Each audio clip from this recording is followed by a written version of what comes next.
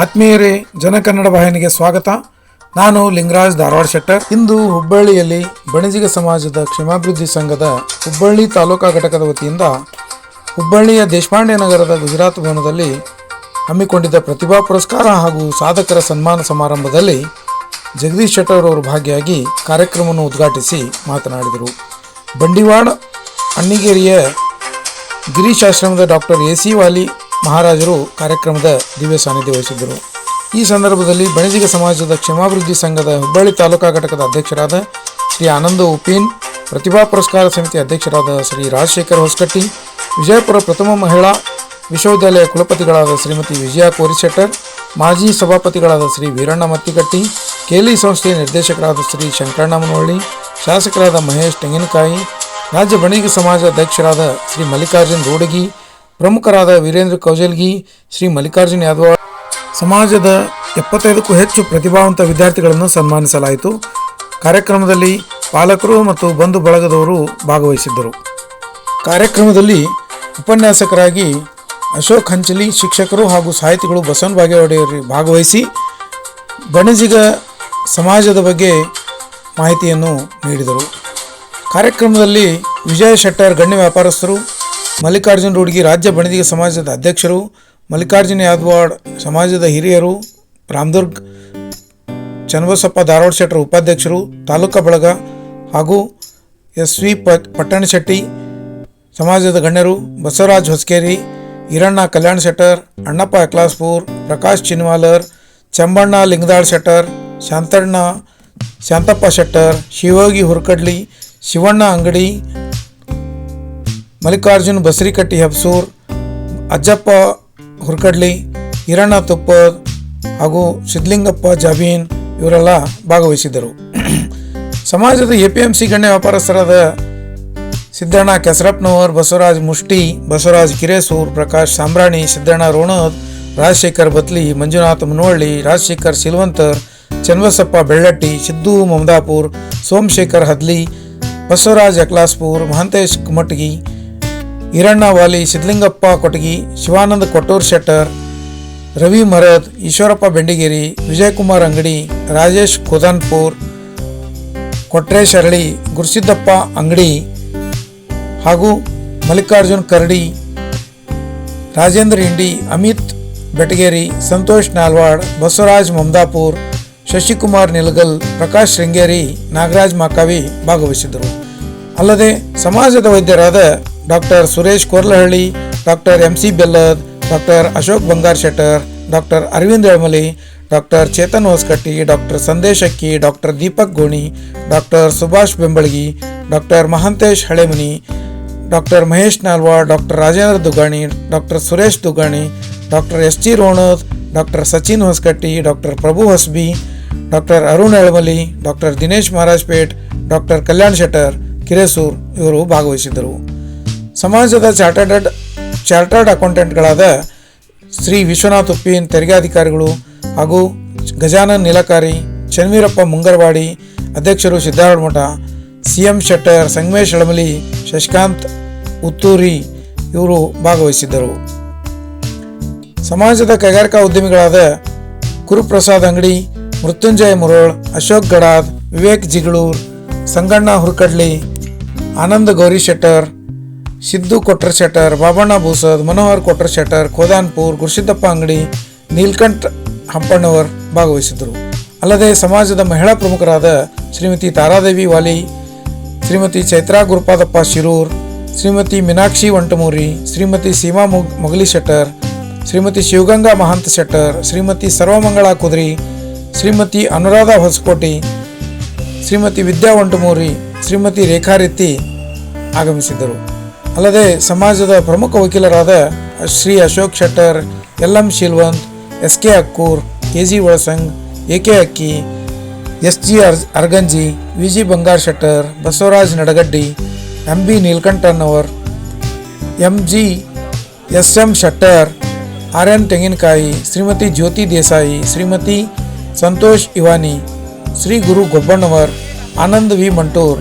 ಅಲ್ಲದೆ ಸಮಾಜದ ಸಾಧಕರಾದ ಶ್ರೀ ಚನ್ನು ಹೊಸ್ಮನಿ, ಹಸಿರೇ ಉಸಿರು ಹಸಿರು ಕ್ರಾಂತಿಕಾರರು, doctor Lingaraj Mullolli KUD syndicate ಸದಸ್ಯರು, Kumari Nisha Vijay Shettar CA chartered accountant, doctor Veeranna ME ಸಮಾಜ ಸೇವಕರು, ಶ್ರೀ ಮುರುಗೇಶ್ ಎಕ್ಲಾಸ್ಪುರ್ ರೈತ ಮಿತ್ರರು, ಶ್ರೀ ವೀರಣ್ಣ ಹಸ್ಬಿ ಮಾಜಿ ಸೈನಿಕರು, ಅಲ್ಲದೆ ಶ್ರೀ ಶಶಿಧರ್ ಹುಬ್ಬಳ್ಳಿ ಯೋಧರು ಭಾಗವಹಿಸಿದ್ದರು.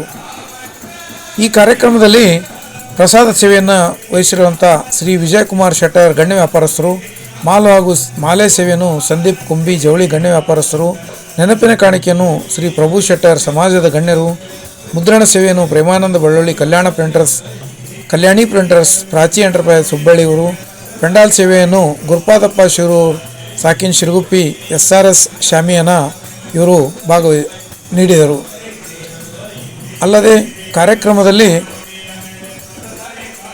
ತಾಲೂಕಾ ಅಧ್ಯಕ್ಷರಾದ ಅಣ್ಣಪ್ಪ ಬಾಗಿ ನವಲ್ಗುಂದ್, ಶ್ರೀ ಪಕ್ಕಿರೇಶ್ ಕೋರಿ ಕುಂದಗೋಳ್, ಶ್ರೀ ವೀರೇಶ್ ರೇಷ್ಮಿ ಧಾರವಾಡ ಗ್ರಾಮೀಣ, ಶ್ರೀ ವಿಶ್ವನಾಥ್ ಅಂಗಡಿ ಧಾರವಾಡ ತಾಲೂಕಾ ಹಾಗೂ ಶ್ರೀ ಮಹಾಜನ್ ಶೆಟ್ಟರ್ ಕಲ್ಗಟಗಿ ಆಗಮಿಸಿದ್ದರು. ಕಾರ್ಯಕ್ರಮದ ನಿರೂಪಣೆಯನ್ನು ಶ್ರೀ FC ಕೋರಿ ಶೆಟ್ಟರ್ ಹಾಗೂ ಶ್ರೀಮತಿ ರಾಜೇಶ್ವರಿ ಮಳಲಿ ನೆರವೇರಿಸಿದರು. ಸ್ವಾಗತ ಕೋರುವ ಸಮಿತಿಯಲ್ಲಿ ಶ್ರೀ ರಾಜಶೇಖರ್ ಹೊಸಕಟ್ಟಿ ಅಧ್ಯಕ್ಷರು, ಶ್ರೀ ವೀರಣ್ಣ ಮಳಿಗೆಯ ಖಜಾಂಚಿಯವರು, ಶ್ರೀ ಮಲ್ಲಿಕಾರ್ಜುನ್ ಶಿರಗುಪ್ಪಿ ಸಂಚಾಲಕರು, ಶ್ರೀ ಸ್ವಾಮಿ ಮಹಾಜನ್ ಶೆಟ್ಟರ್ ಸಂಚಾಲಕರು, ಶ್ರೀ ರವಿ ಹುಬ್ಬಳ್ಳಿ ಸಂಚಾಲಕರು, ಕಿರಣ್ ಹೊಸಕೋಟಿ ಸಹ ಸಂಚಾಲಕರು ಕಾರ್ಯಕ್ರಮದಲ್ಲಿ ಭಾಗವಹಿಸಿ ಕಾರ್ಯಕ್ರಮವನ್ನು ಯಶಸ್ವಿಯಾಗಿ ನೆರವೇರಿಸಿದರು. ಹಾಗೂ ಎಲ್ಲ ಸಮಾಜದ ಬಾಂಧವರು ಸಮಾಜವನ್ನು ಕಟ್ಟಿ ಬೆಳೆಸಲು ಕಂಕಣಬದ್ಧರಾಗಿ ನಿಲ್ಲುವಂತೆ ಕರೆ ಕೊಡಲಾಯಿತು. ಎಲ್ಲರೂ ಒಪ್ಪಿಗೆ ಸೂಚಿಸಿ ಕಾರ್ಯಕ್ರಮವನ್ನು ಸಾಂಗವಾಗಿ ನೆರವೇರಿಸಲಾಯಿತು. ಕೊನೆಯಲ್ಲಿ ಪುಷ್ಕಳ ಭೋಜನವನ್ನು ಏರ್ಪಡಿಸಲಾಗಿದ್ದು ಎಲ್ಲರೂ ಪುಷ್ಕಳ ಭೋಜನವನ್ನು ಸವಿದರು. ಧನ್ಯವಾದಗಳು. ದಯವಿಟ್ಟು ಜನಕನ್ನಡ ವಾಹಿನಿಯನ್ನು ಸಬ್ಸ್ಕ್ರೈಬ್ ಮಾಡಿ, ಲೈಕ್ ಮಾಡಿ, ಶೇರ್ ಮಾಡಿ.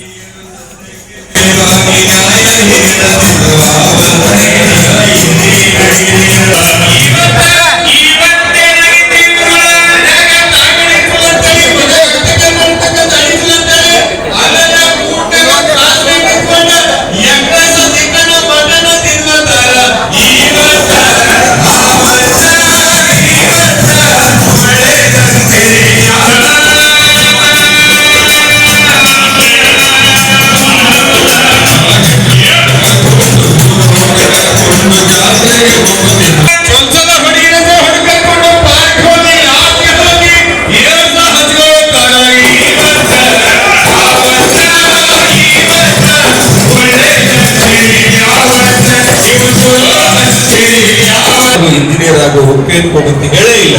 ಆಚರಣೆ ಅರಸಾಗ್ಬೇಕಂತೆ, ನೀತಿಯ ಪ್ರಭು ಆಗ್ಬೇಕಂತೆ, ಮಾತಿನ ಚುನಾವಣೆ ಆಗಬೇಕಣ, ಇನ್ನು ಬೆಂಕಿ ಹಚ್ಚುವಂತ ಜ್ಯೋತಿ ಹಚ್ಚುವಂತ ಕಲ್ಪಿಕೊಂಡಿರ್ತಕ್ಕಂಥ ಈ ಜನಪದಕ್ಕೆ ಒಂದು ಜೋರದ ಚಪ್ಪಳೆಯನ್ನು ಹೊಡಿಬೇಕಂತಕ್ಕಂಥದ್ದು ಅಂತ ಹೇಳ್ತಾ ಮುಂದಿನ ಕಾರ್ಯಕ್ರಮ ನಡೆಸಿ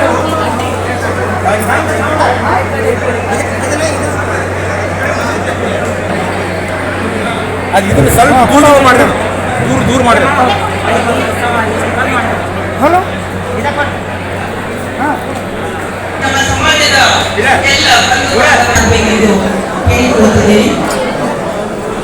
ಶ್ರೀ ಜಗದೀಶ್ ಸಂಸದರಾಗಿರುವಂತಹ ಸನ್ಮಾನ್ಯ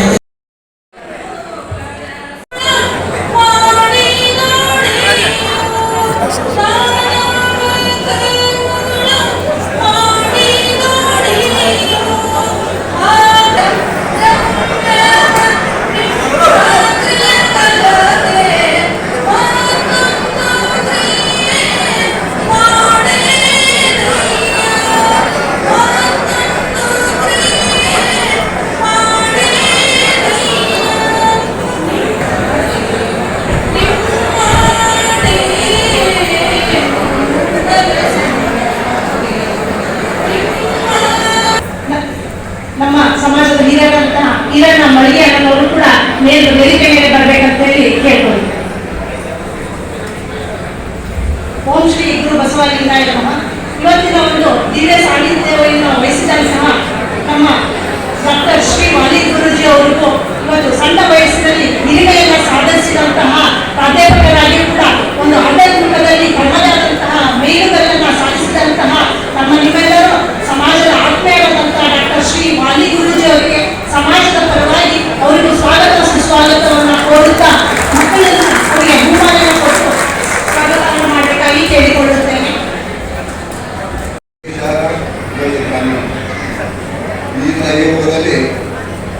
ಮತ್ತು ಈ ಪ್ರತಿಭಾಗೋಸ್ಕರ ಹಾಗೂ ಸಾಧಕರಿಗೆ ನನ್ನ ಈ ಕಾರ್ಯಕ್ರಮಕ್ಕೆ ಆಗಮಿಸಿದಂಥ ಹಾಗೂ ಆಗಮಿಸಿ ದಿವ್ಯ ಸಲಹೆ ಹೋಗಬೇಕಂತ ಮತ್ತು ಈ ಶ್ರೀ ವಾಲಿ ಮಹಾರಾಜರ ಪಾದಾರವಿಂದಗಳಲ್ಲಿ ನಮಸ್ಕರಿಸಿ ಹಾಗೆ ಉದ್ಘಾಟಕರಾಗಿರುವಂಥ ಸನ್ಮಾನ್ಯ ಶ್ರೀ ಜಗದೀಶ್ ಶೆಟ್ಟರ್ ಸಾಹೇಬರು ಮಾಜಿ ಮುಖ್ಯಮಂತ್ರಿಗಳು ಹಾಗೂ ರಾಜ್ಯದ ಹಂಗಾಮಿ ಸಂಸದರು. ಮತ್ತು ಈ ಕಾರ್ಯಕ್ರಮಕ್ಕೆ ಈಗಾಗಲೇ ನಮ್ಮೆಲ್ಲರ ಕಣ್ಣು ನಮ್ಮ ವಿಜಯ ಸಂಗೇಶ್ವರು ಆಗಮಿಸಲಿಕ್ಕೆ ಇರೋ ಕಾರಣದಿಂದ ಅವರು ಲೇಟ್ ಆಗ್ತಾ ಇದ್ದೇವೋ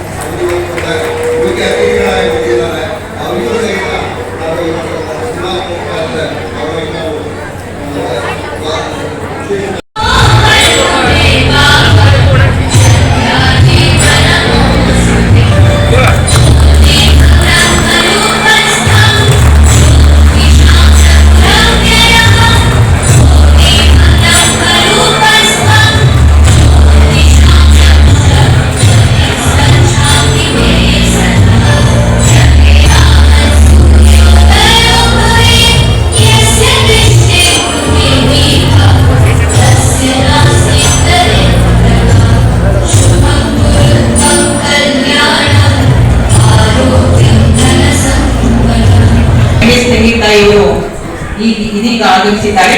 ಅವರು ಕೂಡ ವೇದಿಕೆಗೆ ಆಸೀನರಾಗಬೇಕೆಂದು ಅವರಲ್ಲಿ ವಿನಂತಿಸುತ್ತೇನೆ.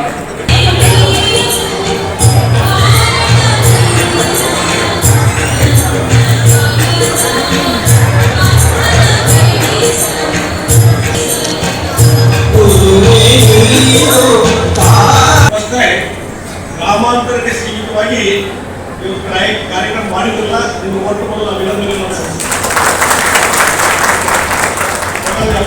ಬರೀ ನಗರದವರು ನಮ್ಮ ಸಮಾಜ ಶಕ್ತಿ ಗ್ರಾಮೀಣವಾಗಿ ಐತಿ ಅಂತ ತೋರಿಸ್ಕೊಳ್ಳುವಂಥ ಕೆಲಸ ಮಾಡ್ತಾರೆ.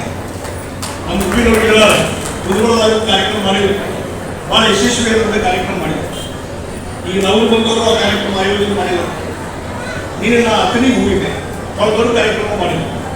ಈ ರೀತಿ ಪ್ರತಿಯೊಂದು ತಾಲೂಕಿನಲ್ಲಿ ಸಮಾಜದ ಸಂಘಕ್ಕೆ ಮತ್ತು ಪ್ರತಿಭಾವಂತ ವಿದ್ಯಾರ್ಥಿ ಬಂಧುಗಳಿಗೆ ಇವತ್ತು ಪ್ರತಿಭಾ ಪುರಸ್ಕಾರ ಕಾರ್ಯಕ್ರಮ ಮಾಡ್ತಾ ಇದ್ದು ಭಾಳ ಒಂದು ಶ್ಲಾಘನೀಯವಾದಂಥ ಕೆಲಸ.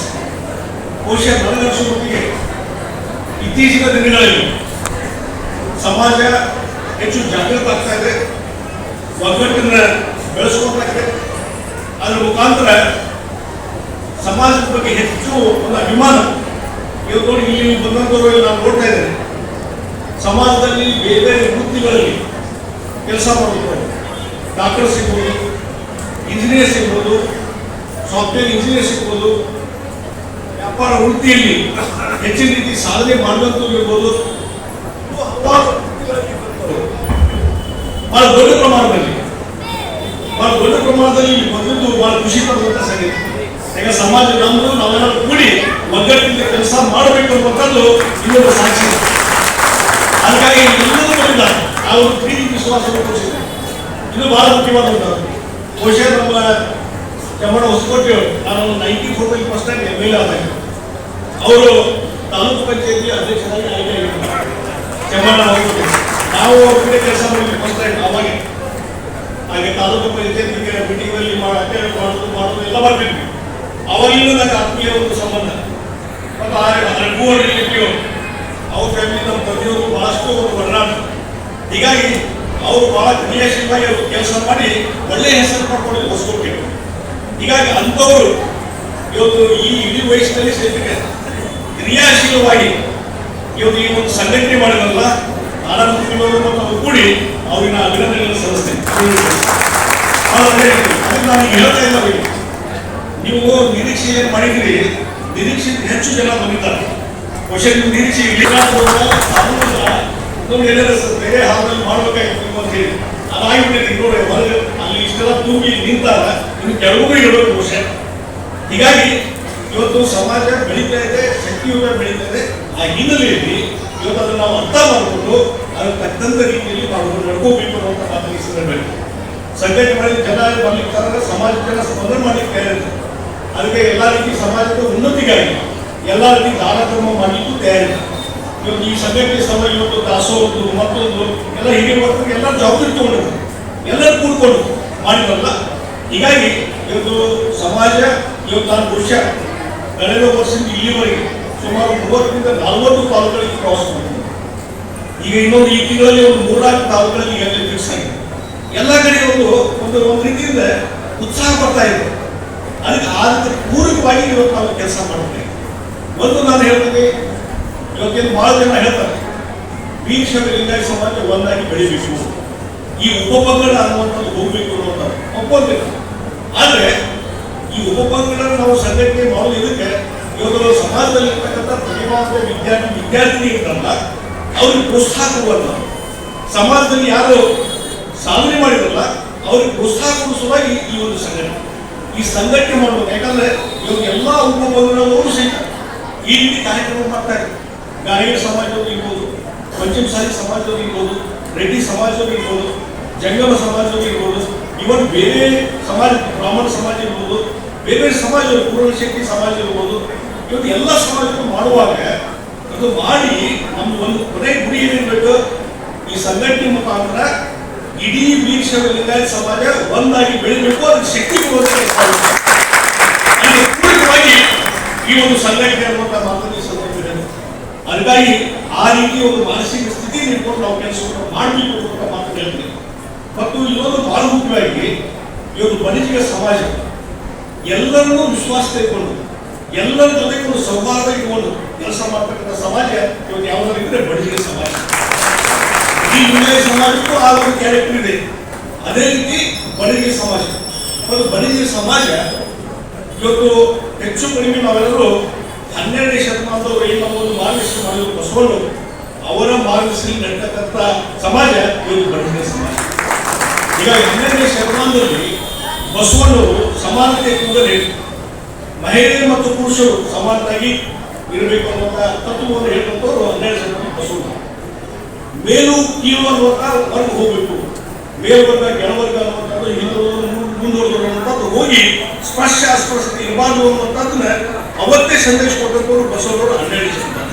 ಅದೊಂದು ಜಾತಿಯಲ್ಲ, ಅದೊಂದು ಸಾಮಾಜಿಕ ಸಭ್ಯತೆ, ಅದೊಂದು ಭವ್ಯ ಪರಂಪರೆ ಅಂತ ಹಿರಿಯರೆಲ್ಲ ಹೇಳ್ಕೊಂಡು ಬಂದಿದ್ದಾರೆ. ಏನು ಬಣಿಜಿಗ ಸಮಾಜದ ಇತಿಹಾಸ ಅಂತ ನಮಗೆ ಗೊತ್ತಿಲ್ಲದೆ ಹೋದ್ರೆ, ಬಣಿಜಿಗ ಸಮಾಜದ ಇತಿಹಾಸ ನಮ್ಮ ಮಕ್ಕಳಿಗೆ ಗೊತ್ತಿಲ್ಲದೆ ಹೋದ್ರೆ ಹೊಸ ಇತಿಹಾಸವನ್ನು ಸೃಷ್ಟಿ ಮಾಡಲಿಕ್ಕೆ ಸಾಧ್ಯವೇ ಇಲ್ಲ ಅನ್ಕೊಂಡು ಇವತ್ತಿನ ಕಾರ್ಯಕ್ರಮದ ಆಯೋಜಕರು ಒಂದು ಉಪನ್ಯಾಸವನ್ನ ಇಲ್ಲಿ ಮಂಡಿಸಲಿಕ್ಕೆ ಹೇಳಿದ್ದಾರೆ. ಒಂದು ಕಡೆ ನಾನು ಬಹಳ ವಿಷಯಗಳನ್ನ ವೇಗವಾಗಿ ನಿಮ್ಮ ಜೊತೆಗೆ ಹಂಚಿಕೊಳ್ತೇನೆ. ಒಂದು ಮುಖ್ಯವಾದ ಘಟನೆಯನ್ನ ಹೇಳಿಕೊಂಡು ನನ್ನ ವಿಷಯಕ್ಕೆ ಬರ್ತೇನೆ. ಎಲ್ಲರೂ ಹೇಳ್ತಾರೆ ಬಣಿಜಿಗ ಸಮಾಜ ಶ್ರೇಷ್ಠವಾದ ಸಮಾಜ ಅಂತ ಹೇಳಿ. ಇದಕ್ಕೆ ಉದಾಹರಣೆಗಳು ಸಿಗ್ತವೆ ಇತಿಹಾಸದಲ್ಲಿ. ನಾವು 12ನೇ ಶತಮಾನದಲ್ಲಿ ಬಸವಣ್ಣನವರನ್ನ ಅಪ್ಪಿಕೊಂಡು ಅವರ ನಿಜವಾದ ವಾರಸುದಾರರು ಯಾರಾದರೂ ಆಗಿದ್ರೆ ಅದು ಬಣಿಜಿಗ ಸಮಾಜದವರು ಮಾತ್ರ ಬಸವಣ್ಣನವರ ನಿಜವಾದ ವಾರಸುದಾರರು ಅಂತ ಹೆಮ್ಮೆಯಿಂದ ನಾವೆಲ್ಲ ಹೇಳಬೇಕಾಗಿದೆ. ಸುಮ್ಮನೆ ಹೇಳಬೇಕಾಗಿಲ್ಲ. ಯಾಕೆ ಹೇಳಬೇಕು ಅನ್ನೋದಕ್ಕೆ ನಾವು ಗಟ್ಟಿಯಾದ ವಿಚಾರಗಳನ್ನ ಇಲ್ಲಿ ಮಂಡಿಸಬೇಕಾಗ್ತದೆ. ಯಾಕೆ ಹಾಗೆ ಹೇಳಬೇಕು ಅಂದ್ರೆ ಬಸವಣ್ಣನವರು ತಮ್ಮ ವಚನದಲ್ಲಿ ಬರೀತಾರೆ, ಧರಣಿಯ ಮೇಲೊಂದು ಹಿರಿನಪ್ಪ ಅಂಗಡಿಯ ನಿಕ್ಕಿ ಹರದ ಕುಳ್ಳಿದ್ದ ನಮ್ಮ ಮಹಾದೇವ ಶೆಟ್ಟಿ, ಒಮ್ಮನೆವಾದರೆ ಒಡೆಯ ನುಡಿಮನು, ಇಮ್ಮನವಾದರೆ ನುಡಿಯನು, ಅರ್ಧ ಕಾಣಿಯ ಸೋಲ ಅರ್ಧ ಗಾಣಿಯ ಗೆಲ್ಲ, ಜಾಣ ನುಡವ ನಮ್ಮ ಕೂಡಲ ಸಂಗಮ ದೇವ ಅಂತ ಹೇಳಿ ಬಸವಣ್ಣನವರು ಮಹಾದೇವನನ್ನ ಶೆಟ್ಟಿಗೆ ಹೋಲಿಸಿ ಬರೀತಾರೆ ಅಂತ ಹೇಳಿದ್ರೆ, ಬಣಿಜಿಗರಲ್ಲಿ ಯಾವ ಪ್ರಮಾಣದ ಆಚಾರ ಸಂಸ್ಕಾರ ಒಂದು ದಿವ್ಯತೆ ಭವ್ಯತೆಗಳು ಇತ್ತು ಅನ್ನೋದನ್ನ ನಾವೆಲ್ಲ ಹೆಮ್ಮೆಯಿಂದ ಈ ಸಂದರ್ಭದಲ್ಲಿ ಹೇಳಬೇಕಾಗ್ತದೆ. ಇತಿಹಾಸದ ನಾವೆಲ್ಲ ನೋಡಿದಾಗ ಸರ್ವಜ್ಞರ ವಚನಗಳಲ್ಲಿ ಬಣಿಜಿಗ ವಿಷಯದ ಕುರಿತು ಮಾತುಗಳು ಬರ್ತವೆ. ವಚನ ಸಾಹಿತ್ಯದೊಳಗೆ 56 ವಚನಗಳಲ್ಲಿ ಬಣಿಜಿಗ ಅನ್ನುವಂಥ ಶಬ್ದ ಪ್ರಯೋಗವಾಗಿದೆ. ನೀವೆಲ್ಲ ಬಹಳಷ್ಟು ಸಮಾಜದ ಬಗ್ಗೆ ನಾವು ಮಾತಾಡ್ತೇವೆ. ವಚನ ಸಾಹಿತ್ಯದಲ್ಲಿ 56 ಬಾರಿ ಶರಣರು ಬಣಿಜಿಗ ಅನ್ನುವಂಥ ಶಬ್ದವನ್ನ ಪ್ರಯೋಗ ಮಾಡಿದ್ದಾರೆ ಅಂತ ಹೇಳಿದ್ರೆ, 12ನೇ ಶತಮಾನದ ಸಂದರ್ಭದಲ್ಲಿ ಬಣಿಜಿಗ ಸಮಾಜ ಎಷ್ಟು ಎತ್ತರದಲ್ಲಿ ಇತ್ತು ಅನ್ನೋದನ್ನು ನಾವೆಲ್ಲ ಅಂತ ಗೌರವಿಸಬೇಕಾಗ್ತದೆ. ಇದು ಒಂದು. ಸಾಮಾನ್ಯವಾಗಿ ಜನಸಾಮಾನ್ಯರೇ ಮಾತಾಡ್ತಾರೆ, ಶೆಟ್ಟಿ ಇಳದಲ್ಲಿ ಪಟ್ಟಣ ನಿರ್ಮಾಣ ಆಗ್ತದೆ, ಶೆಟ್ಟಿ ಶೃಂಗಾರ ಆಗೋದ್ರೊಳಗೆ ಪಟ್ಟಣ ಹಾಳಾಗಿ ಹೋಗುತ್ತೆ ಅಂತ ಮಾತಾಡ್ತಾರೆ. ಯಾಕೆ ಮಾತಾಡ್ತಾರೆ ಜನ ಭಾಷೆಯವರಿಗೆ ಅಂತ ಕೇಳಿದ್ರೆ, ಅವತ್ತು ಬಹಳಷ್ಟು ಒಂದು ಇತಿಹಾಸಕಾರರು ಬರೆದಿದ್ದಾರೆ, ನಿಮ್ಗೆಲ್ಲ ಗೊತ್ತಿದೆ. ನಾವು 5 ಜನದ ಶೆಟ್ರು ಇದ್ದೀವಿ ಅನ್ನುವಂತ ವಿಚಾರಗಳನ್ನ ಬರೀತಾರೆ. ಮಹಾಜನ ಶೆಟ್ರು ಇದ್ರು, ನಾಡ್ ಶೆಟ್ರು ಇದ್ರು, ಆಮೇಲೆ ಗುತ್ತು ಶೆಟ್ರು ಇದ್ರು, ಪಟ್ಟಣ ಶೆಟ್ರು ಇದ್ರು, ಮಿಡ್ಡ ಬುದ್ಧಲಿ ಶೆಟ್ರು ಇದ್ರು, 5 ಜನ ಶೆಟ್ರು ಇದ್ರು ಅಂತ ಬರೀತಾರೆ. ಏನ್ ಕೆಲಸ ಇರೋದು ಅಂತ ವಿಚಾರ ಮಾಡಿದ್ರೆ, ನಾಡ್ ಶೆಟ್ರು ರಾಜ ಮತ್ತು ರೈತರ ಮಧ್ಯದಲ್ಲಿ ಜಗಳ ಬಂದ್ರೆ ಅದರ ಪರಿಹಾರ ಮಾಡುವಂತ ಕೆಲಸವನ್ನ ಯಾರು ಮಾಡ್ತಿದ್ರು ಅಂದ್ರೆ ನಾಡ್ ಶೆಟ್ರು ಮಾಡ್ತಿದ್ರು ಅನ್ನುವಂಥದ್ದನ್ನ ಒಂದು ಕಡೆಗೆ ಬರೀತಾರೆ. ಆಮೇಲೆ ರೈತರು ಮತ್ತು ಏನು ಜಮೀನ್ದಾರರ ಮಧ್ಯೆ ಜಗಳ ಬಂದ್ರೆ ಅದನ್ನು ಬಗೆಹರಿಸುವ ಕೆಲಸವನ್ನ ಯಾರು ಮಾಡ್ತಿದ್ರು, ಮಹಾಜನ್ ಶೆಟ್ರು ಮಾಡ್ತಿದ್ರು ಅನ್ನುವಂಥದ್ದು ಒಂದು. ಇನ್ನೇನ್ ಸಂತೆಗಳು ನಿರ್ಮಾಣ ಆಗುತ್ತೆ, ಪೇಟೆಗಳು ನಡೀತಾವೆ, ಎಲ್ಲಕ್ಕೂ ಸುಂಕವನ್ನ ನಿರ್ಣಯ ಮಾಡಿ ಸುಂಕವನ್ನ ವಸೂಲಿ ಮಾಡುವಂತ ಕೆಲಸವನ್ನ ಗುತ್ತ ಶೆಟ್ರು ಮಾಡ್ತಿದ್ರು ಅನ್ನೋದನ್ನ ನಾವೆಲ್ಲ ಆ ವಿಚಾರದಲ್ಲಿ ಅವರು ಹೇಳ್ತಾರೆ. ಇನ್ನು ವ್ಯಾಪಾರವನ್ನು ವೃತ್ತಿಯನ್ನಾಗಿಟ್ಕೊಂಡು ನಾವು ಹೇಗೆ ಹೋಗ್ತಾ ಇದ್ದೀವಿ, ಪಟ್ಟಣ ಶೆಟ್ರು ಆಗಿದ್ದೀವಿ ಅನ್ನುವಂಥದ್ದು. ಇನ್ನು ಒಕ್ಕಲ್ತನವನ್ನ ನಂಬಿ ಯಾರು ಬದುಕ್ತಿದ್ರು, ಅವ್ರು ಮೀಟಗುದ್ಲಿ ಶೆಟ್ರು ಆಗಿದ್ರು ಅನ್ನೋದನ್ನ ಹೇಳಿ, ಮುಂದೆ ರಾಶಿಗೆಲ್ಲ ಅಳಿದು ಹೋದ್ಮೇಲೆ ನಾವು ಯಾರು ಮಹಾಜನ್ ಶೆಟ್ರು ಇದ್ದೇವೆ, ನಾಡ್ ಶೆಟ್ರು ಇದ್ದೇವೆ, ಗುತ್ ಶೆಟ್ರು ಇದ್ದೇವೆ, ಅವ್ರು ಎಲ್ಲರೂ ಬಂದು ಪಟ್ಟಣ ಶೆಟ್ರಲ್ಲಿ ಐಕ್ಯ ಆದೇವಿ. ಆದ್ರೆ 5ನೇ ಒಂದು ಪಂಚಮ ಶಾಲೆಯಲ್ಲಿರುವಂತ ಒಂದು ಅದು ವೀಕ್ ಅದೇನಾಯ್ತು, ಹಾಗೆಯೇ ಪ್ರತ್ಯೇಕತೆಯನ್ನು ಉಳಿಸಿಕೊಂಡು ಹೋಯ್ತು, ಅವರು ಇನ್ನೊಂದು ಭಾಗದಲ್ಲಿ ಸೇರಿದ್ರು ಅನ್ನುವಂತ ವಿಚಾರಗಳನ್ನ ಕೇಳ್ತೇವೆ. ಇದರ ಅರ್ಥ ಏನು ಅಂದ್ರೆ, ರಾಜರ ಕಾಲದಲ್ಲಿ ಚಿದಾನಂದ ಮೂರ್ತಿ ಅವರು ಬರೀತಾರೆ, ರಾಜನ ಮೇಲೆ ಪ್ರಭಾವವನ್ನ ಬೀರಬಲ್ಲಂತ ಶಕ್ತಿ ಮತ್ತು ರಾಜ್ಯದ ಅಳಿವು ಉಳಿವಿನಲ್ಲಿ ಬಹುದೊಡ್ಡ ಪಾತ್ರವನ್ನು ನಿರ್ವಹಿಸುವಂತ ಕೆಲಸವನ್ನ ಅವತ್ತು ಶೆಟ್ರು ಮಾಡ್ತಿದ್ರು, ರಾಜನಿಗೆ ಬಹಳ ಪ್ರಿಯವಾಗಿದ್ರು ಅನ್ನುವಂತ ವಿಚಾರಗಳನ್ನ ಹೇಳ್ತಾರೆ ಅನ್ನುವಂತ ಮಾತನ್ನು ಹೇಳಿ, ಇನ್ನು ನಾನು ಮುಖ್ಯ 3 ವಿಷಯದ ಪ್ರಸ್ತಾಪ ಮಾಡಿ ಮಾತು ಮುಗಿಸ್ತೇನೆ. ಒಂದೇದು, ನಾವು ಯಾಕೆ ನಿಜವಾಗಿ ಬಸವಣ್ಣವರ ವಾರಸುದಾರರು ಅಂತ ಹೇಳೋದಕ್ಕೆ, 12ನೇ ಶತಮಾನದಲ್ಲಿ ಕ್ರಾಂತಿ ಆಗುತ್ತೆ, ಶರಣರನ್ನ ಕಗ್ಗೊಲೆ ಆಗುತ್ತೆ, ವಚನಗಳನ್ನ ಉಳಿಸಬೇಕು ಅಂತ ಹೇಳಿ ಉಳುವಿ ಕಡೆಗೆ ಏನಾದ್ರು ಬರ್ತಾರೆ ಚನ್ನಬಸವಣ್ಣವರ ನೇತೃತ್ವದಲ್ಲಿ. ಹಾಗೆ ಹೋದ್ಮೇಲೆ ಆ ಹರಿಹರ ಅವರು ಬರೀತಾರೆ, ಪಾಲ್ಪುರಿಕೆ ಸೋಮನಾಥ್ ಅವರು ಒಂದಿಷ್ಟು ಬಸವಣ್ಣವರ ಕುರಿತ ಚಿಂತನೆಗಳನ್ನ ಬರೀತಾರೆ. ಅದಾದ ಮೇಲೆ 300 ವರ್ಷ ವಚನ ಸಾಹಿತ್ಯ ಅದು ಅಂತರ್ಗತವಾಗಿ ಹೋಗ್ಬಿಡ್ತು, ಅದರ ಮೇಲೆ ಬೆಳಕು ಬರಲೇ ಇಲ್ಲ. ಆ ಸಂದರ್ಭದಲ್ಲಿ ವಿಜಯನಗರ ಸಾಮ್ರಾಜ್ಯದ ಪ್ರೌಢ ದೇವರಾಯರ ನೇತೃತ್ವದಲ್ಲಿ ಲಕ್ಕಣ್ಣ ದಂಡೇಶ್ ಅವರನ್ನ ಮುಂದಿಟ್ಕೊಂಡು 101 ವಿರಕ್ತರನ್ನ ಸೃಷ್ಟಿ ಮಾಡಿ ವಚನ ಸಾಹಿತ್ಯವನ್ನ ಸ್ಥಳಕ್ಕನುಗುಣವಾಗಿ ವಿಂಗಡಿಸಿ, ಸಂಕಲಿಸಿ, ಸಂಶೋಧಿಸಿ ಅವನ್ನ ಪ್ರಕಟಿಸುವಂತ ಕಾರ್ಯವನ್ನ ತೋಟದ ಸಿದ್ಧಲಿಂಗ ವ್ಯಕ್ತಿಗಳು ಮಾಡ್ತಾರೆ. ಅವರು ಬಣಜಿಗ ಸಮಾಜದವರು ಅನ್ನುವಂಥದ್ದನ್ನ ನಾವು ಬಹಳ ಹೆಮ್ಮೆಯಿಂದ ಹೇಳಬೇಕು. ಇವಾಗ ಇದಕ್ಕಿಂತ ಮುಂಚೆನೆ ನಾವು ಆದಾಯ ಶರಣರು ಅಂತ ಬರ್ತಾರೆ. ವಚನ ಎಲ್ಲರೂ ಕ್ರಾಂತಿ ಆದ್ಮೇಲೆ ಎಲ್ಲರೂ ದೂರ ಹೋದ್ಮೇಲೆ ಬಹಳ ವರ್ಷದ ಒಳಗೆ ಆದಾಯ ಶರಣರು ಬದುಕಿದ್ರು. ವಚನ ಸಾಹಿತ್ಯವನ್ನ ಉಳಿಸುವ ಕಾರ್ಯವನ್ನ ಬಸವ ನಂತರದಲ್ಲಿ ಆದಾಯ ಶರಣರು ಮಾಡಿದ್ರು. ಆದಾಯ ಶರಣರು ಸೌರಾಷ್ಟ್ರದಿಂದ ಬರ್ತಾರೆ, ಅವರು ಬಣಜಿಗ ಸಮಾಜದವರು ಅನ್ನೋದನ್ನ ನಾವು ಬಹಳ ಹೆಮ್ಮೆಯಿಂದ ಈ ಸಂದರ್ಭದಲ್ಲಿ ನೆನಪಿಸ್ಕೊಳ್ತೇವೆ. ಸರಿ, ಆಯ್ತು. ಮತ್ತೆ ವಚನ ಸಾಹಿತ್ಯ ಮತ್ತೆ 300 ವರ್ಷಗಳವರೆಗೆ ಅದು ಲೀವ್ ಆಗಿ ಹೋಗ್ಬಿಡ್ತು, ಅದ್ರ ಮೇಲೆ ಬೆಳಕು ಬರಲಿಲ್ಲ. ಆಗ ನಾವೆಲ್ಲ ಮತ್ತೆ 16ನೇ ಶತಮಾನದಲ್ಲಿ ಷಣ್ಮುಖ ಶಿವಯೋಗಿಗಳು, ಜವರಿಗೆ ಷಣ್ಮುಖ ಶಿವಯೋಗಿಗಳು ಬರ್ತಾರೆ. ಅವರು ಕೂಡ ನಮ್ಮ ಸಮಾಜದವರು, ಅವರು ಆ ಕಾರ್ಯವನ್ನು ಮಾಡ್ತಾರೆ ಅನ್ನೋದನ್ನ ನೆನಪಿಟ್ಕೊಂಡು, ಏನು ನಾವು 20ನೇ ಶತಮಾನಕ್ಕೆ ಬಂದಾಗ ಪ್ರಭು ಹಳಕಟ್ಟಿಯವರು ವಚನಗಳನ್ನ ಹೆಕ್ಕಿ ತಂದು ಕೊಡ್ತಾರಲ್ಲ, ಆ ಸಂದರ್ಭದಲ್ಲಿ ಬಣಜಿಗ ಸಮಾಜದ ಕೊಡುಗೆ ಏನು ಅಂತ ನಾವೆಲ್ಲ ಯೋಚನೆ ಮಾಡಿದ್ರೆ ಹೆಮ್ಮೆ ಪಡಬೇಕಾಗ್ತದೆ. ಹಳಕಟ್ಟಿ ಶರಣರು ಆ ಹಿತಚಿಂತಕ ಪ್ರಿಂಟಿಂಗ್ ಪ್ರೆಸ್ ಅನ್ನ ಕಟ್ಟಬೇಕಾದ್ರೆ ತಮ್ಮ ಮನೆ ಮಾಡ್ತಾರೆ. ಅವರಿಗೆ ಊಟಕ್ಕೂ ಗತಿ ಇರಲಿಲ್ಲ. ವಚನವನ್ನ ಪ್ರಕಟ ಮಾಡಿ ಅಂತ ಬಂದವರೆಲ್ಲ ಕೂಡ ಕೇಳ್ಕೊಳ್ತಾ ಇದ್ರು. ಇಡೀ ಹಣವನ್ನೆಲ್ಲ ಅದಕ್ಕೆ ಹಾಕಿದ ಮೇಲೆ ಉಪವಾಸ ಇದ್ದಾರೆ ಶರಣರು ಅಂತ ಗೊತ್ತಾಗ್ತದೆ. ಯಾರಿಗೆ ಗೊತ್ತಾಗ್ತದೆ ಅಂದ್ರೆ, ಬಬಲೇಶ್ವರ ಶಾಂತವೀರ ಮಹಾಸ್ವಾಮಿಗಳಿಗೆ ಹಳಕಟ್ಟಿಯವರ ಮನೆಯಲ್ಲಿ ಊಟಕ್ಕೂ ಕೂಡ ದವಸ ಧಾನ್ಯಗಳು ಇಲ್ಲ ಅಂತ ಸುದ್ದಿ ಗೊತ್ತಾದಾಗ ಹೆಮ್ಮೆ ಪಡಬೇಕು ನಾವುಗಳು. ಇಂದಲ್ಲ, ಯಾವತ್ತಿನಿಂದಲೂ ಕೂಡ ಬಸವಣ್ಣವರ ವಾರಸುದಾರರು. ಯಾಕೆ ಅಂದ್ರೆ ಆವತ್ತು ಹಳಕಟ್ಟಿ ಶರಣರ ಮನೆಗೆ ಒಂದು ಬಂಡಿಯಲ್ಲಿ 5 ಚೀಲ ಜೋಳ, 1 ಚೀಲ ಗೋಧಿ, 350 ರೂಪಾಯಿಗಳನ್ನ ಆ ಪ್ರಕಟಣೆಗೆ ಕೊಟ್ಟು ಕಳಿಸಿದಂತವರು ಬಬಲೇಶ್ವರದ ಶಾಂತವೀರಪ್ಪಗಳು ಬಣಜಿಗ ಸಮಾಜದವರು ಅನ್ನೋದನ್ನ ಈ ಸಂದರ್ಭದಲ್ಲಿ ನಾವೆಲ್ಲ ನೆನಪು ಮಾಡ್ಕೊಳ್ಬೇಕಾಗ್ತದೆ. ಹೀಗೆ ಹೇಳ್ತಾ ಮುಂದೆ ಈ ಎಲ್ಲ ವಚನಗಳೆಲ್ಲ ಹಳಕಟ್ಟಿಯವರು ಪ್ರಕಟ ಮಾಡಿ ಹೋದ್ರು. ಅವನ್ನೆಲ್ಲ ಇಡಿಯಾಗಿ ಒಂದು ಕಡೆಗೆ ತರಬೇಕಾಗಿತ್ತು. ಆ ಸಂದರ್ಭದೊಳಗೆ ಆ ವಚನಗಳನ್ನ 15 ಸಂಪುಟಗಳಲ್ಲಿ ತುಂಬಾ ವ್ಯವಸ್ಥಿತವಾಗಿ ಇವತ್ತು ಕನ್ನಡಿಗರೆಲ್ಲರಿಗೆ ಆ ವಚನ ಸಾಹಿತ್ಯ ಇವತ್ತು ದೊರೆತಾ ಇದೆ ಅನ್ನೋದಾದ್ರೆ ಅದಕ್ಕೆ ಕಾರಣ ಡಾಕ್ಟರ್ ಎಂ.ಎಲ್. ಕಲಬುರ್ಗಿ ಅವರು ಬಣಜಿಗ ಸಮಾಜದವರು ಅನ್ನೋದನ್ನ ನೆನಪಿಟ್ಕೋಬೇಕು. ಆನಂತರದಲ್ಲಿಯೂ ಕೂಡ ವಚನ ಸಾಹಿತ್ಯ ಇದುವರೆಗೆ ಇದು ದೇದೀಪ್ಯಮಾನವಾಗಿ ಬೆಳಗುವಂತೆ ಮಾಡ್ತಾ ಇರುವವರು ಬಸವ ಸಮಿತಿಯಿಂದ ಆ ಕೆಲಸ ನಡೀತಾ ಇದೆ. ಅಲ್ಲಿಯೂ ಕೂಡ ಬಣಜಿಗರ ಕಾರ್ಯ ಇದೆ ಅನ್ನೋದನ್ನ ನಾವು ನೆನಪಿಸಿಕೊಂಡ್ರೆ ನಾವು ನಿಜವಾದ ಬಸವಣ್ಣನವರ ವಾರಸುದಾರರು ಬಣಜಿಗರು ಯಾಕೆ ಅನ್ನೋದಕ್ಕೆ ನಿಮಗೆ ಇಲ್ಲಿ ಉತ್ತರ ಸಿಗ್ತದೆ ಅನ್ನೋದನ್ನ ಈ ಸಂದರ್ಭದಲ್ಲಿ ನೆನಪು ಮಾಡ್ಕೊಂಡು ಇದೇನು ಕೊಡುಗೆ ಕೊಡ್ತದೆ ಸಮಾಜ ಅಂತ ಕೇಳಿದ್ರೆ ನಾವೆಲ್ಲ ಈಗ ಇಟ್ಟು ಸಾಹೇಬರು ಈಗ ನೆನಪಿಸ್ಕೊಳ್ತೀವಿ ಈ ಸಂದರ್ಭದಲ್ಲಿ. ಅವತ್ತು ಬೆಳಗಾವಿಯಲ್ಲಿ ಒಂದು ಸೌಧವನ್ನು ನಿರ್ಮಾಣ ಮಾಡ್ತಾರೆ, ಅಧಿವೇಶನಗಳು ಅಲ್ಲಿ ಜರಗಬೇಕು ಅನ್ನುವಂತ ನಿರ್ಧಾರ ಆಗುತ್ತೆ. ಆ ನಿರ್ಧಾರ ಆಗಿರುವಂತ ಸಂದರ್ಭದಲ್ಲಿ ನಾವೆಲ್ಲ ಹೆಮ್ಮೆ ಪಡಬೇಕಾಗ್ತದೆ. ಆ ನಿರ್ಣಯವನ್ನ ತೆಗೆದುಕೊಂಡು ಬೆಳಗಾವಿಯಲ್ಲಿ ಅಧಿವೇಶನ ನಡೆಯುವಂತ ಸಂದರ್ಭದಲ್ಲಿ ಈ ರಾಜ್ಯದ ಮುಖ್ಯಮಂತ್ರಿಗಳಾಗಿದ್ದವರು BS ಯಡಿಯೂರಪ್ಪನವರು ಪರಿಚಯವನ್ನ ಶ್ರೀಮತಿ ಮಣಲಿಯವರು ಮಾಡಿಕೊಡ್ಬೇಕೆಂದು ಕೇಳಿಕೊಳ್ಳುತ್ತೇನೆ.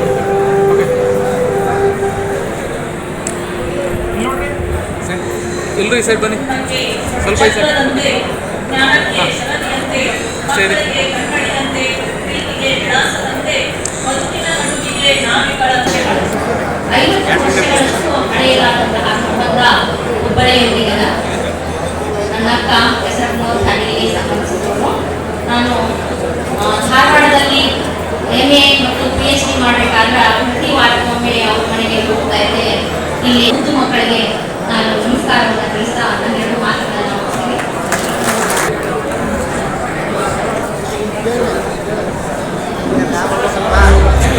ಸನ್ಮಾನ್ಯ ಶ್ರೀ ವೀರಣ್ಣ ಮತ್ತಿಕಟ್ಟಿ ಅವರಿಗೆ ಶ್ರೀ ಗಂಗಾಧರ್ ತೆಂಗಿನಕಾಯಿಯವರಿಂದ ಸನ್ಮಾನ. ಶ್ರೀ ವೀರೇಂದ್ರ ಕೌದಲ್ಗಿ ಅವರಿಗೆ ಶ್ರೀ ಬಸವರಾಜ ಶ್ರೀನಿವಾಸರ್, ಶ್ರೀ ಮಲ್ಲಿಕಾರ್ಜುನ ರುಡ್ಡಿಗೆ ಅವರಿಗೆ ಶ್ರೀ ಸಂದೀಪ್ ಸಿಂಗಿ ಅವರಿಂದ ಸನ್ಮಾನ.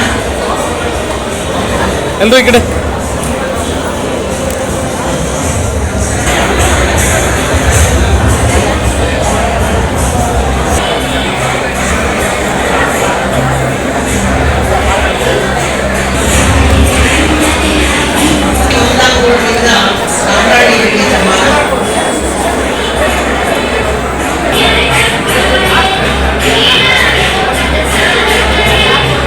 ಜೋರಾದ ಚಪ್ಪಾಳೆಯ ಕರತಾಡನ ಈ ನಮ್ಮ ಗೌರವ ಸನ್ಮಾನ.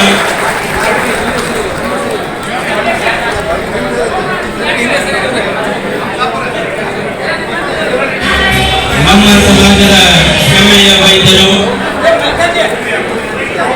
ಪ್ರಾಮಾಣಿಕ ಹಾಗೂ ಪಾರದರ್ಶಕತೆಯ ಮೂಲಕ ವೈದ್ಯ ವೃತ್ತಿಯ ಗೌರವ ಘನತೆಯನ್ನ ಎತ್ತಿ ಹಿಡಿಯುತ್ತಿರುವ ನಮ್ಮ ಸಮಾಜದ ವೈದ್ಯರುಗಳಿಗೆ ಗೌರವ ಮುರುಗೇಶ್ ಯತ್ಲಾಸ್ಪುರ್ ರೈತ ಮಿತ್ರರು, ಶ್ರೀ ವೀರಣ್ಣ ಹಸಿಮಿ ಮಾಜಿ ಸೈನಿಕರು, ಶ್ರೀ ಶಶಿಧರ್ ಸಿ ಹುಬ್ಬಳ್ಳಿ ಯೋಧರು, ಶ್ರೀ ವೀರಣ್ಣ ಹಳವನಿ ಸಾಕಿನ ಇಂಗಳಲ್ಲಿ KSRTC ನೌಕರರು, ರಜತ ಪದಕ ವಿಜೇತರು ಸಹಿತ ಕುಮಾರಿ Savita Halemani NCC academy head Bengaluru, ಈ ಮಹನೀಯರು ವೇದಿಕೆಗೆ ಆಗಮಿಸಿ ನಮ್ಮ ಉಪಾಧ್ಯಕ್ಷರು ಹೌದು ಅಂತ ಮಹನೀಯರು ಸಮಾಜದಲ್ಲಿ ನೊಂದಂತಹ ವರ್ಗಕ್ಕೆ ಸೂಕ್ತದ ರೀತಿಯಲ್ಲಿ ಪ್ರಾಮಾಣಿಕವಾದಂತಹ ಪ್ರಯತ್ನದ ಮೂಲಕ ಸಂವಿಧಾನದ ಕಣ್ಣಾಗಿ ಈ ಒಂದು ನ್ಯಾಯವನ್ನು ಒದಗಿಸುವ ಕೆಲಸವನ್ನು ಮಾಡ್ತಾ ಇರ್ತಕ್ಕಂಥ ನಮ್ಮ ಸಮಾಜದ ಶ್ರೇಷ್ಠ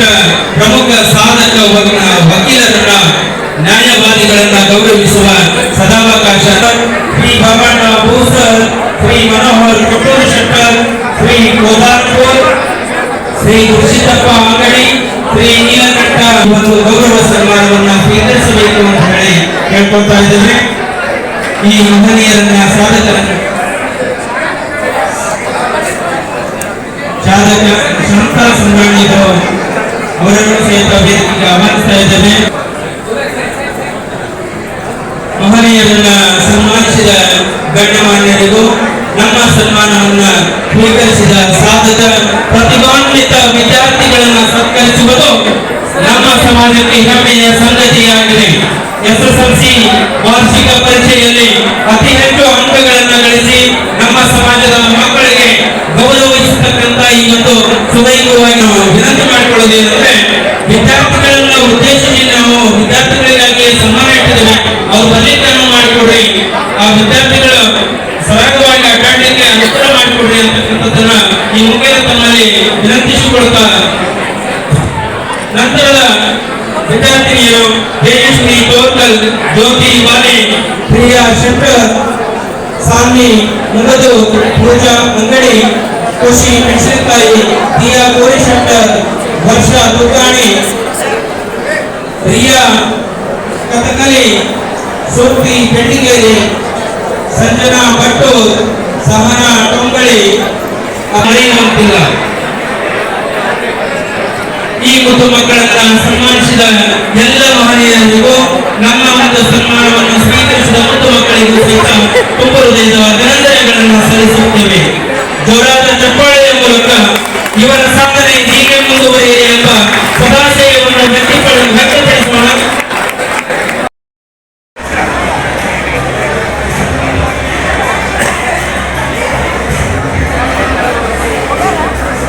ಸನ್ಮಾನಿತರಿಗೂ ಹಾಗೂ ಸನ್ಮಾನದಂತಹ ಗಣ್ಯರಿಗೂ ತುಂಬ ಹೃದಯದ ಸೃಷ್ಟಿ ಹುಡೇಕಾರ್